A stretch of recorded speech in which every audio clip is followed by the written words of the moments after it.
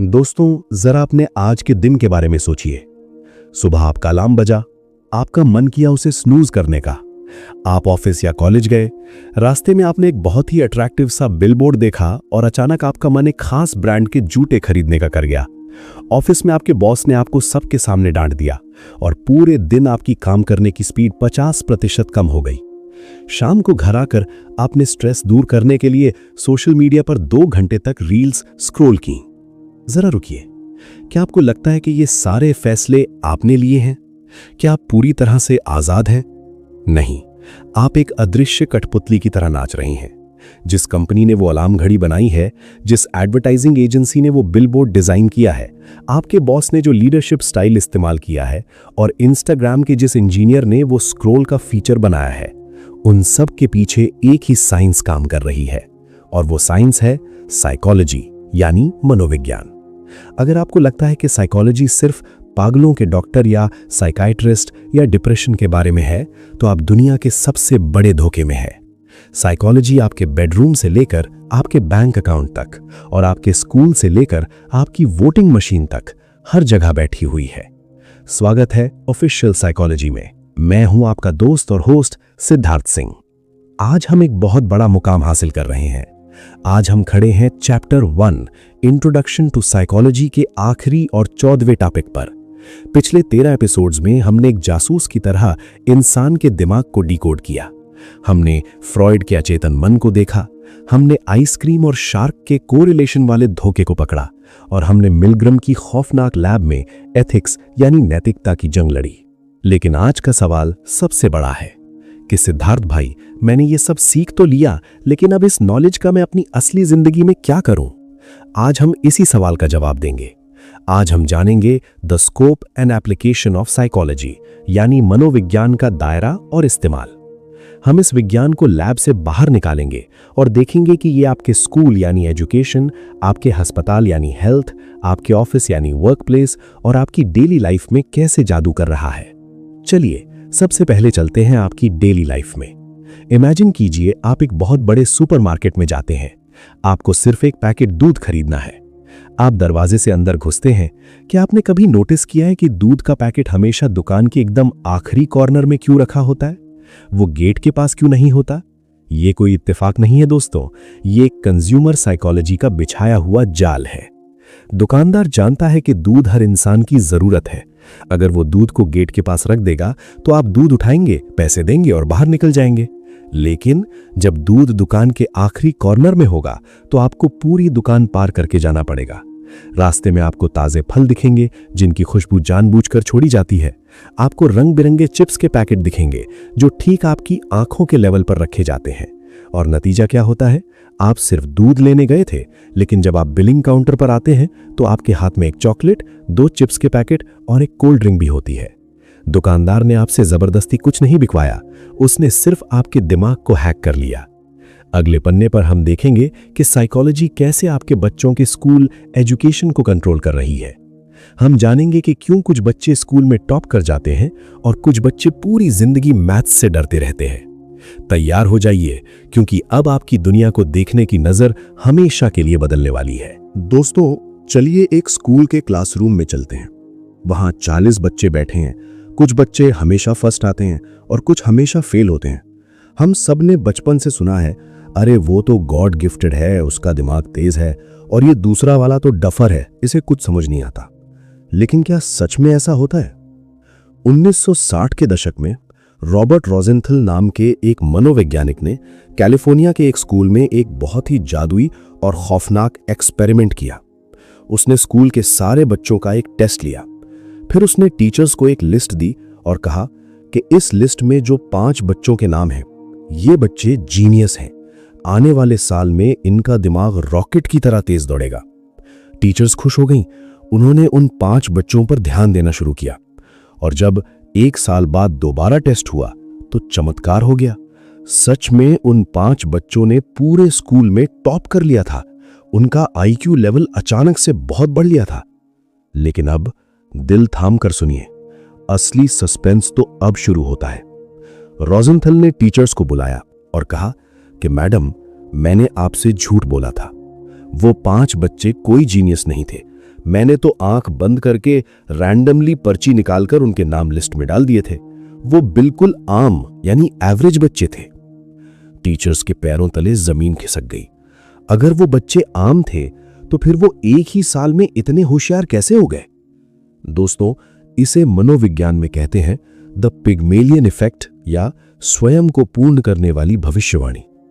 उन बच्चों का दिमाग तेज नहीं था, लेकिन जब टीचर को लगा कि ये बच्चे जीनियस हैं तो उस टीचर का बर्ताव बदल गया। जब उन 5 बच्चों ने कोई गलत जवाब दिया तो टीचर ने उन्हें डांटा नहीं बल्कि प्यार से कहा, कोई बात नहीं बेटा, तुम तो होशियार हो, एक बार और सोचो। टीचर ने उन्हें ज्यादा स्माइल दी, ज्यादा टाइम दिया और मुश्किल सवालों को सॉल्व करने का मौका दिया। और उस टीचर के इस पॉजिटिव माहौल ने उन आम बच्चों के दिमाग को सच में जीनियस बना दिया। जरा इसका उल्टा सोचिए। जब एक टीचर मान लेती है कि कोई बच्चा डफर है तो वो उस पर ध्यान देना छोड़ देती है। बच्चा सवाल पूछता है तो उसे डांट पड़ती है और धीरे धीरे वो बच्चा मान लेता है कि मैं तो सच में बेवकूफ हूं और वो सच में फेल हो जाता है। यही है एजुकेशनल साइकोलॉजी का असली काम। साइकोलॉजी सिर्फ किताबें रटने का नाम नहीं है, ये टीचर और स्टूडेंट के बीच के उस अदृश्य यानी इनविजिबल कनेक्शन को समझती है। अगर हमें अपने देश का एजुकेशन सिस्टम सुधारना है तो हमें किताबें नहीं बदलनी है, हमें टीचर्स के दिमाग को बदलना होगा। उन्हें यह सिखाना होगा कि मेमोरी कैसे काम करती है, लर्निंग के तरीके क्या होते हैं और कैसे एक टीचर का इमोशन एक स्टूडेंट की पूरी जिंदगी बना या बिगाड़ सकता है। तो दोस्तों, आपने देखा कि कैसे साइकोलॉजी एक क्लासरूम के अंदर जादू कर रही है, लेकिन जब आप स्कूल से बाहर निकलते हैं और नौकरी करने लगते हैं तो एक और बहुत बड़ा मायाजाल आपका इंतजार कर रहा होता है, आपके ऑफिस का मायाजाल। क्या आपने कभी सोचा है कि आपके ऑफिस का रंग हल्का नीला या सफेद क्यों होता है? क्या आपने सोचा है कि आपका बॉस अचानक से आपको एम्प्लॉय ऑफ द मंथ का एक छोटा सा सर्टिफिकेट पकड़ा देता है जिसके साथ कोई पैसे नहीं मिलते, फिर भी आप अगले दिन से 12 घंटे काम करने लगते हैं?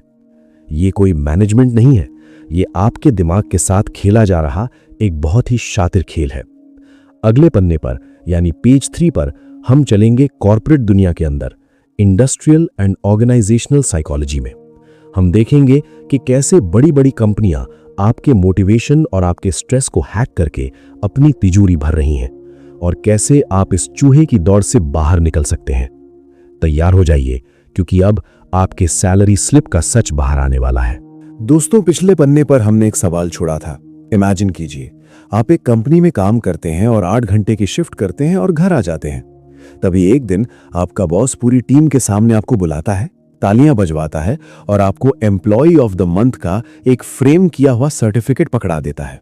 इसके साथ आपको कोई एक्स्ट्रा पैसे या बोनस नहीं मिलता, सिर्फ एक कागज का टुकड़ा। लेकिन चमत्कार देखिए, अगले ही दिन से आप ऑफिस 1 घंटा पहले पहुंचने लगते हैं। आप 8 की जगह 10 घंटे काम करते हैं।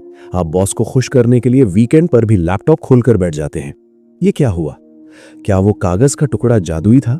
नहीं, ये इंडस्ट्रियल एंड ऑर्गेनाइजेशनल साइकोलॉजी का सबसे शातिर हथियार है। बड़ी बड़ी कंपनियां और एचआर वाले ऑपरेंट कंडीशनिंग का इस्तेमाल करते हैं। वो जानते हैं कि अगर इंसान की सैलरी बढ़ा दी जाए तो कुछ दिन बाद वो सैलरी का आदी हो जाएगा और फिर से काम चोरी करेगा। लेकिन अगर इंसान के ईगो और सेल्फ एस्टीम को बूस्ट कर दिया जाए, अगर उसे ये एहसास दिला दिया जाए कि तुम सबसे खास हो, तो वो अपनी जान दांव पर लगाकर काम करेगा। कंपनी ने आपके बैंक अकाउंट में पैसे नहीं डाले, उसने सीधे आपके दिमाग के रिवॉर्ड सेंटर में डोपामीन रिलीज कर दिया और आप खुशी खुशी उस चूहे की दौड़ का हिस्सा बन गए। और ये खेल आज से नहीं चल रहा है। 1920 के दशक में हॉथॉर्न वर्क्स नाम की एक फैक्ट्री में मनोवैज्ञानिकों ने एक एक्सपेरिमेंट किया। उन्होंने सोचा कि अगर हम फैक्ट्री की लाइट तेज कर दें तो क्या मजदूर ज्यादा तेजी से काम करेंगे। उन्होंने लाइट तेज की और सच में प्रोडक्टिविटी बढ़ गई। लेकिन फिर एक साइंटिस्ट ने कहा, जरा लाइट मध्यम करके देखो। उन्होंने लाइट कम कर दी, फैक्ट्री में अंधेरा सा हो गया। लेकिन हैरानी की बात, मजदूरों की प्रोडक्टिविटी फिर भी बढ़ती गई। लाइट तेज हो या कम, मजदूर हर हालत में ज्यादा काम कर रहे थे। क्यों? क्योंकि मजदूरों के दिमाग में यह बात बैठ गई थी कि कोई हमें देख रहा है, हम पर रिसर्च हो रही है, हम इंपॉर्टेंट हैं। इस बात ने कि कोई आप पर ध्यान दे रहा है, उनकी काम करने की स्पीड 2 गुनी कर दी। इसे मनोविज्ञान में दी हॉथॉर्न इफेक्ट कहते हैं। आज आपकी ऑफिस में जो ओपन फ्लोर डिजाइन है, शीशे के केबिन है और टीम बिल्डिंग एक्टिविटीज होती हैं, ये सब उसी साइकोलॉजी का हिस्सा है। ये सब आपके दिमाग को एक्टिव और कंट्रोल में रखने के तरीके हैं।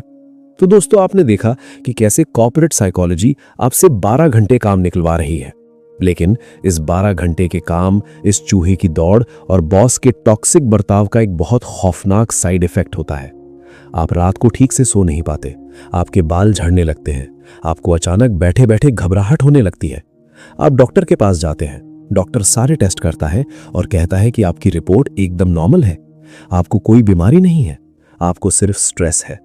हम अक्सर सोचते हैं कि स्ट्रेस तो सिर्फ मन का वहम है, लेकिन क्या आपको पता है कि ये स्ट्रेस आपके शरीर के अंदर एक ऐसा खतरनाक केमिकल छोड़ रहा है जो आपके दिल की नसों को ब्लॉक कर रहा है। अगले पन्ने पर यानी पेज 4 पर हम चलेंगे मनोविज्ञान के सबसे जरूरी और जीवन रक्षक हिस्से में, हेल्थ एंड क्लिनिकल साइकोलॉजी। हम देखेंगे कि कैसे टॉक्सिक रिश्ते और ओवरथिंकिंग आपको सच में हार्ट अटैक दे सकते हैं। और सबसे बड़ी बात, एक मनोवैज्ञानिक और एक पागलों के डॉक्टर में आखिर क्या फर्क होता है। तैयार हो जाइए, क्योंकि अगला पन्ना आपकी जान बचा सकता है। दोस्तों, पिछले पन्ने पर हमने देखा कि आप ऑफिस के स्ट्रेस की वजह से बीमार पड़ गए। डॉक्टर ने सारे टेस्ट किए, ईसीजी, ब्लड टेस्ट, एमआरआई, सब कुछ नॉर्मल आया। डॉक्टर ने कहा कि तुम्हें कोई बीमारी नहीं है, ये सब सिर्फ तुम्हारे दिमाग का वहम है, बस थोड़ा स्ट्रेस कम लो। लेकिन क्या स्ट्रेस सच में सिर्फ हवा की तरह है? यहीं पर एंट्री होती है हेल्थ साइकोलॉजी की। जब आप ओवर थिंकिंग करते हैं या जब आप किसी टॉक्सिक रिश्ते में घुट रहे होते हैं, तो आपका दिमाग एक खतरे का सायरन बजा देता है। उसे लगता है कि आप पर किसी शेर ने हमला कर दिया है। तुरंत आपका दिमाग शरीर में कॉर्टिसोल नाम का एक स्ट्रेस हार्मोन रिलीज करता है। अगर शेर सामने हो तो ये केमिकल आपको भागने की ताकत देता है। लेकिन बॉस की डांट या ब्रेकअप से आप भाग नहीं सकते। आप कुर्सी पर बैठे रहते हैं और वो कॉर्टिसोल आपके खून में जहर की तरह घुलता रहता है। यही वो केमिकल है जो आपकी नींद उड़ाता है, आपके बाल गिराता है, आपका वजन बढ़ाता है और धीरे धीरे आपके दिल की नसों को ब्लॉक कर देता है। स्ट्रेस कोई वहम नहीं है, ये एक फिजिकल हथियार है जो आपका दिमाग खुद आप पर चला रहा है। हेल्थ साइकोलॉजी हमें सिखाती है कि कैसे अपने माइंडसेट और लाइफस्टाइल को बदलकर हम कैंसर और हार्ट अटैक जैसी बीमारियों को चकमा दे सकते हैं। अब सवाल यह है कि जब किसी इंसान का दिमाग इस कदर हावी हो जाए कि वो डिप्रेशन, एंजाइटी या ओसीडी का शिकार हो जाए, तो वो किसके पास जाए? हमारे समाज में सबसे बड़ा कंफ्यूजन यही है। लोग कहते हैं पागलों के डॉक्टर के पास ले जाओ। लेकिन दोस्तों, मनोविज्ञान में दो अलग अलग जासूस होते हैं और दोनों का काम बिल्कुल अलग है। द साइकैट्रिस्ट, मनोचिकित्सक, ये एक मेडिकल डॉक्टर होता है, एमबीबीएस, एमडी। ये आपके हार्डवेयर का मिस्त्री है। अगर आपके दिमाग में केमिकल सेरोटोनिन या डोपामीन की कमी हो गई है तो ये आपको गोलियां देगा, पिल्स, मेडिसिन।